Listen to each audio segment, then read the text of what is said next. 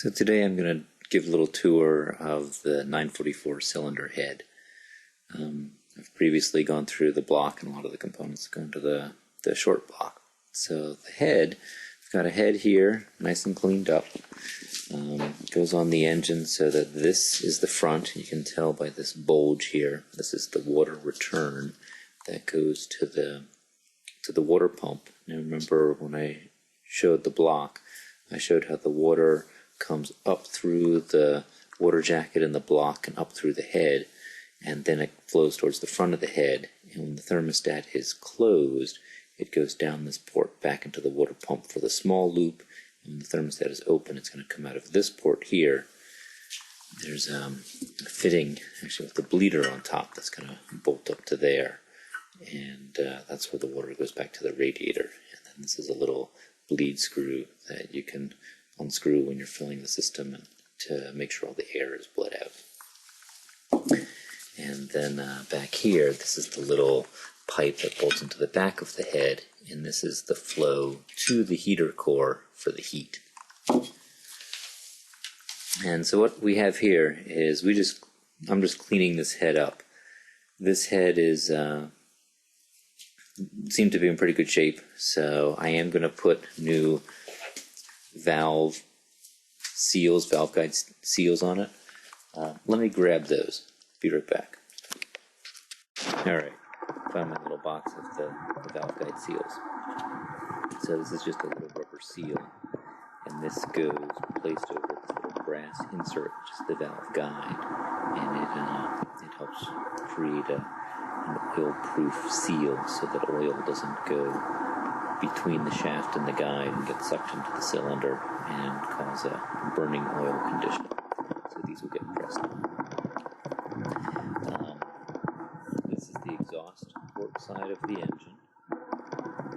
You've got all your valves in a row, 8 valves. You've got your intake side, which has spark plug wells or spark plug sockets down here.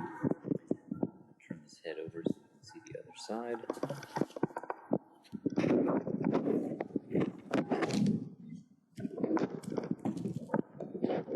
So here you can see the combustion chamber side and also the top of the water jacket.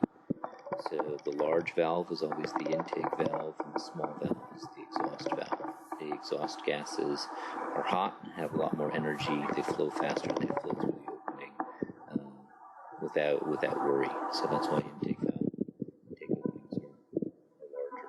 The valve seats are steel. They are pressed into the aluminum head. You can see the brass valve guides in the bottom of the ports there. And then you can see all of this water jacket passage.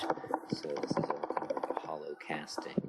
So these ports lead to the back here, the heater port, and this port, which is the small loop return to the water pump, and of course your big loop return to the radiator. So that you can see the spark plug holes too, so it's sort of a bit of an angle there. Then I've got my seals already cleaned out. These are the keepers. These little things, I'll show you how those go. We've got the valve springs. These are a dual spring. It's a large spring, a smaller spring.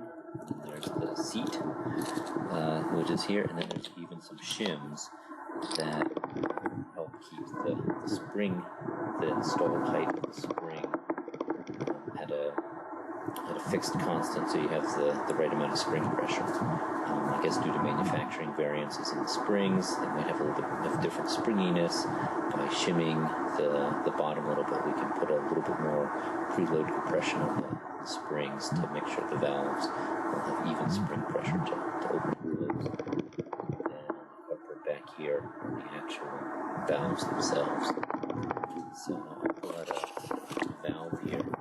The valve has the valve stem, and then at the top are these grooves. These grooves are where these keepers go into place. Stand this up so you can use one hand. These little keepers snap. They're slippery. Snap onto the groove like that on each side. In fact, this part goes on first.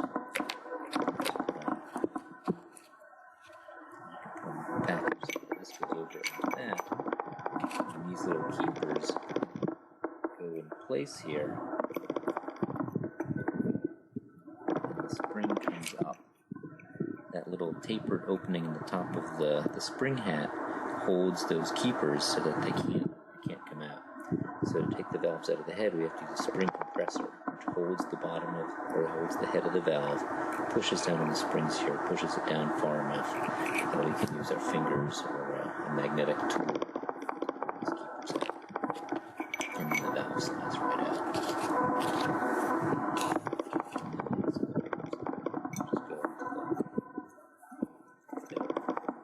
It's this way. I have to make sure this is all clean before I to assemble it. One thing I want to point out is the valves. Sometimes you can probably see a little bit of a shinier spot right where my thumb is. That is where it rubs against the guide. The top of the valve shaft here does not rub against the guide. When the valves are worn out of spec, you will be able to feel a ridge here with your finger, and that means you have to replace the valves. These valves are in pretty good shape, so they're just going to go back in. Just clean them up a little bit. I still have to make sure that they're really clean. Have some brake cleaner and compressed air to keep everything clean. Put a little bit of assembly lube on them so that they slide nicely and they will all go together.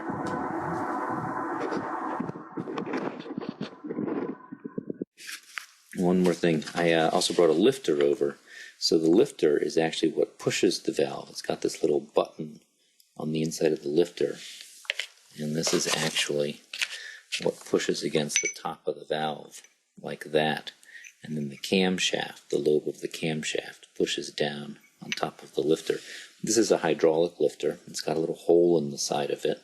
The oil goes in there, and oil pressure will make it like a little hydraulic cylinder and push out on this button.